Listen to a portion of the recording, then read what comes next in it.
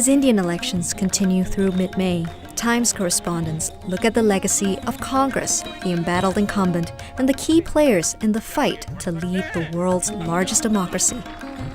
There are two heavyweights in this election. It's the Congress Party, which has dominated Indian politics for almost its entire post-independence history. It's basically the default government of India, and that has been led for many decades by the Gandhi family.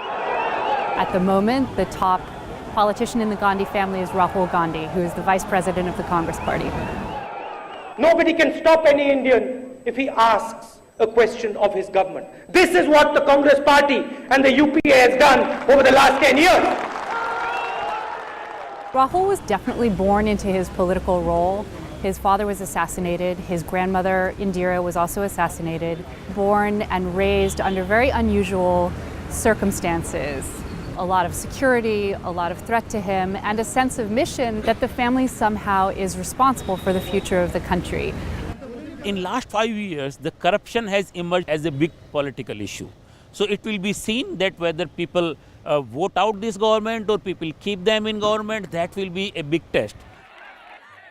Now people are demanding more and more openness in the governance. People want much more transparency in the governance. People want that the government should be directly accessible to them. People want that the government should be directly answerable to them. The main opposition party is the BJP.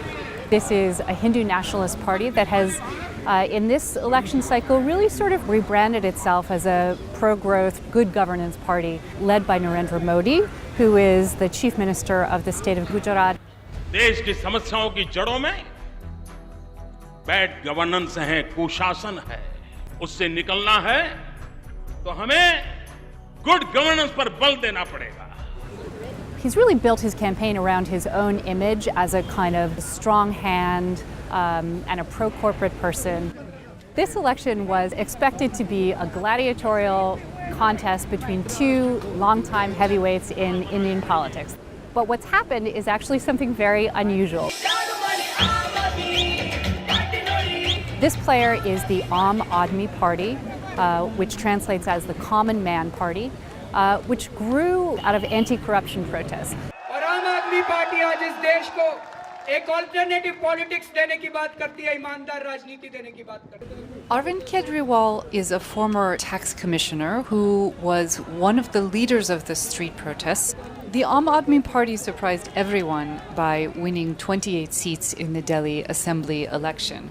Within 49 days of taking office, Mr. Kejriwal had already found himself at loggerheads with major parts of the establishment, and he stepped down. You shouldn't underestimate what they've achieved, but I don't think it is realistic to think of Aam Aadmi as a major obstacle to the BJP at this point.